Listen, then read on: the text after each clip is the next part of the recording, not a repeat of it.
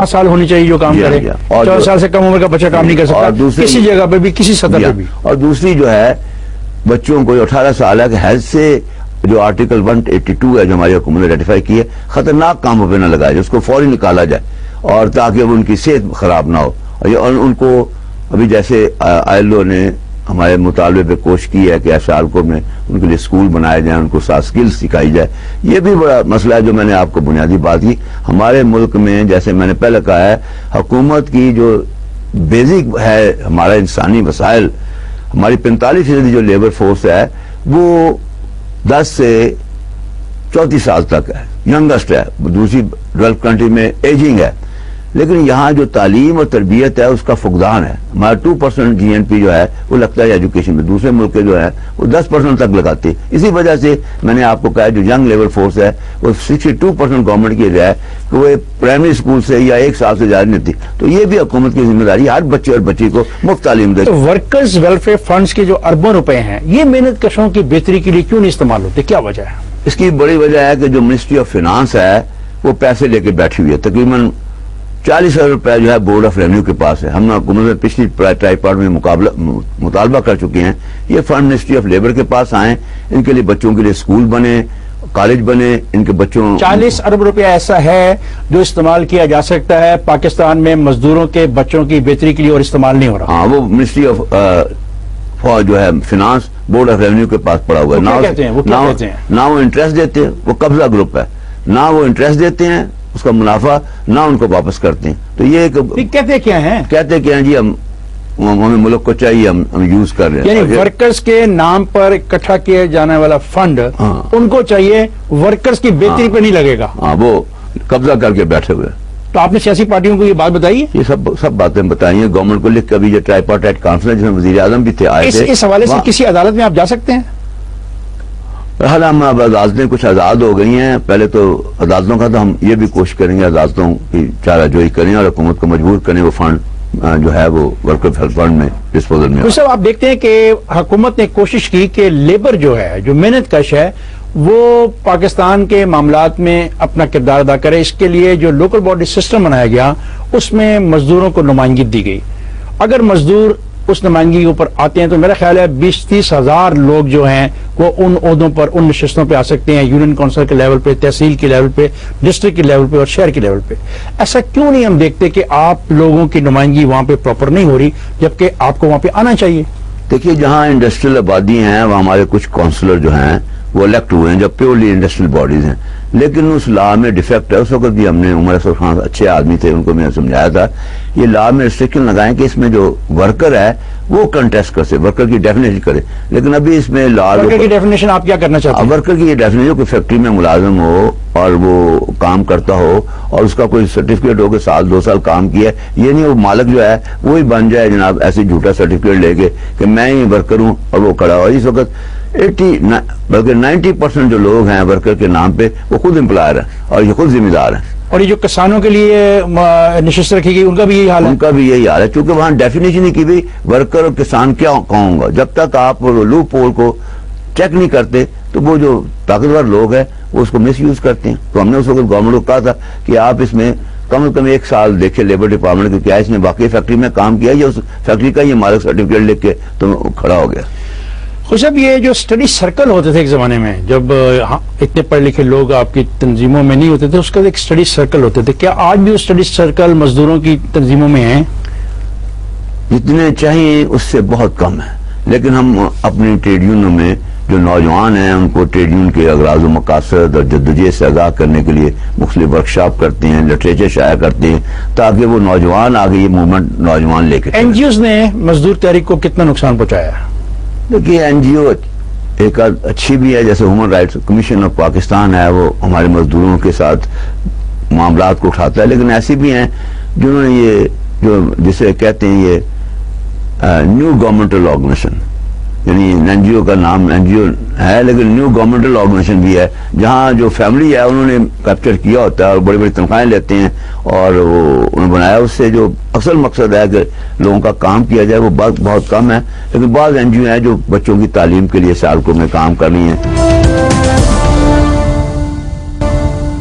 کیا حقیقت ہے کہ جو غیر ملکی سرمایہ کاری ہو رہی ہے اس میں ایسی شرائط بھی ہیں جس سے محنت کشوں کو تنظیم سازی کے حق سے محروم کیے جانے کی سازش بھی ہے؟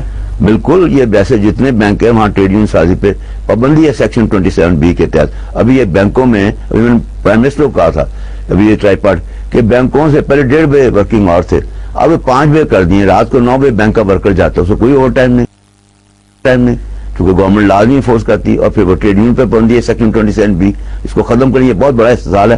پھر ابھی یہ جو کراچی الیکٹرک کمپنی ہے 8 سال سے وہاں ٹریڈ یونین کی آزادی نہیں ہے اور مزدوروں کے ساتھ کوئی ایگریمنٹ نہیں ہوا.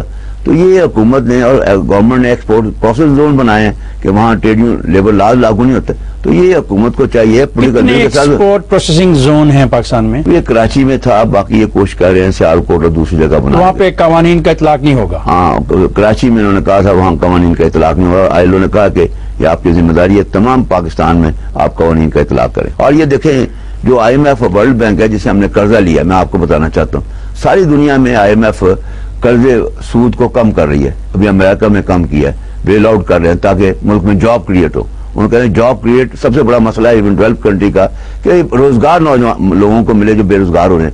ہمارے ملک میں جو ایگریمنٹ کیا ہے کہ انٹرسٹ ریٹ بڑھا دی جائے، اب وہ بجائے انڈسٹری کے لگنے کے لوگ بینکوں میں رکھیں. انہوں نے کہا فزیکل ڈیفیسٹ جو ہے یہ آپ کم کریں. اس کا مطلب یہ ہے کہ کوئی انویسٹمنٹ نہ ہو پبلک انفراسٹرکچر پہ. جب پبلک انفراسٹرکچر پہ انویسٹمنٹ نہیں ہوگی تو جاب کیسے کریٹ کریں. اور تیسری جو ہے وہ کہتے ہیں جی سبسڈی ودرا کرو. جب بجلی اور گیس مہنگا ہوگا کون انڈسٹری لگائے گا؟ آج جو ہے دنیا میں گلوبلائزیشن اکانومی ہے اور گلوبلائزیشن اکانومی میں وہ کنٹری ہمارے ڈیولپنگ کنٹری کی پلینگ فیلڈ جیسی نہیں ہے.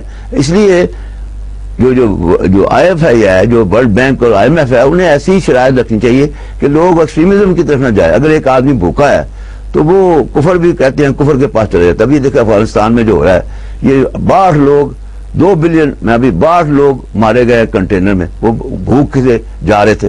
تو روزگار جب تک اس پاکستان میں روزگار کو نہیں بڑھائیں گے، غربت کو دور نہیں کریں گے. یہ گورنمنٹ کی رپورٹ ہے 79% جو لوگ ہیں وہ $102 سے بھی کم لے رہے ہیں اور غربت کی لائن سے کم ہے. غربت بڑھ رہی ہے. اور جب آپ غربت کو روزگار کو نہیں بڑھائیں گے اور IMF کی ایسی کنڈیشنلٹی ہوں گی تو لوگ اور زیادہ بھوک اور ننگ ایکسٹریمزم کی طرف جائیں گے. اور یہ ان کو حکومت کو چاہیے کہ بھئی وہ ایسی کنڈیشن کو ریویو کروائے. خوش صاحب، کیا پرائیویٹائزیشن کا جو عمل ہے اس سے بھی مزدوروں کی حقوق پر زد پڑ رہی ہے؟ یہ میں نے آپ کو بینکوں کی مثال دی ہے، کراچی الیکٹرک کمپنی کی مثال دی ہے. جتنے یہ ہم نے ریویو کروایا تھا بھی ILO نے، جتنی لوگ پرائیویٹائز انڈسٹری ہوئی ہیں وہاں آلموسٹ 60% لیبر فورس کو نکال دیا گیا ہے. جو 40% ہیں جو ریگولر تھے ان کو کانٹریکٹ پہ رکھا گیا. اور اکثر جگہ جو کانٹریکٹ جو ہے لیبر، کیا یہ آئین کی وائلیشن ہے؟ بالکل وائلیشن ہے. آرٹیکل 37 میں لکھا ہوا ہے اور ایون لیبر لاز میں لکھا ہوا ہے کہ 3 ماہ 6 ماہ 9 ماہ کے بعد آدمی کو مستقل کیا جائے. جو Pakistan industrial commercial employment standing order 1968 ہے اس میں لکھا ہے 9 ماہ کی جاب کو مستقل کیا جائے. لیکن امپلائر اس پہ عمل نہیں کرتے، حکومت اس پہ عمل نہیں کرواتی. ان کو کانٹریکٹ پہ رکھتا ہے، نہ پینشن ہے، نہ سوشل سیکورٹی ہے، نہ اولڈ ایج ہے. وہ ان کو کموڈٹی کی طرح ہے. اور ہماری گورنمنٹ نے ILO کی کنونشن ریٹیفائی کیا. ILO کنونشن ابھی 90 سالہ ILO برسی منائی جا رہی ہے ساتھ. اس میں لکھا ہوا ہے labour is not a commodity. یعنی آج سے labour is not a commodity. اور poverty anywhere constitute danger to prosperity. مطلب اس کا مطلب یہ ہے کہ لیبر کو آپ جنس کی طرح نہیں رکھتے. اگر لیبر زیادہ ہے تو جانوروں کی طرح اس کو اس کے فنڈامنٹل جو رائٹ ہے جو ہے ان کی اچھی ویج ہو، ان کے لیے محفوظ حالات کار ہو، ان کے لیے سماجی تحفظ ہو، جو خواتین ہیں ان کی عزت آبرو ہو، اور ان کو ہر نوجوان کو بامقصد تعلیم و تربیت ملے جائے. اور یہ بھی ہے کہ غربت جہاں ہوگی وہ خوشحالی کے لیے خطرہ ہوگا. ہمارے ملک میں جو ایک آدمی آسمان پہ بیٹھا ہوا ہے، ایک آدمی غریب ہے، خودکشیاں کر رہا ہے، جب تک یہ فرق بھی نہیں دور ہوگا سماجی، یہ جو آپ فلسفے کی بات کر رہے ہیں فلسفے نہیں، یہ سماجی ایکٹیویزم پیدا ہوگا. لیکن سوال ہے کہ اس پہ مزدور تحریک کیا رول پلے کر سکتی ہے؟ ہم جدوجہد کر رہے ہیں، مسلسل کر رہے ہیں، لیکن یہ ہے کہ فوری کامیابی نہیں ہوتی. ایک منزل ہے، ہماری منزل واضح ہے اور ہم اپنے اصول واضح ہیں. انشاءاللہ وہ دن آئے گا جس میں یہ تبدیلیاں آئیں گی. لیبر مارکیٹ میں ہر سال کتنے لوگ آ رہے ہیں؟ 1.5 لاکھ نوجوان ہر سال لیبر مارکیٹ میں آ رہے ہیں. اور اس وقت پاکستان میں دہشت گردی کی وجہ سے، لوڈ شیڈنگ کی وجہ سے اور جو گلوبلائزیشن آف اکانومی ہے اس کی وجہ سے جو وسائل ہے کم از کم 30 لاکھ مزدور بے روزگار ہو گئے اور کارخانے بند ہو گئے. تو یہ ہم نہ صرف جو موجودہ کارکن ہیں ان کے لیے روزگار کا تفویض نہیں کر سکے، جو نوجوان آ رہے ہیں ان کے لیے بھی نہیں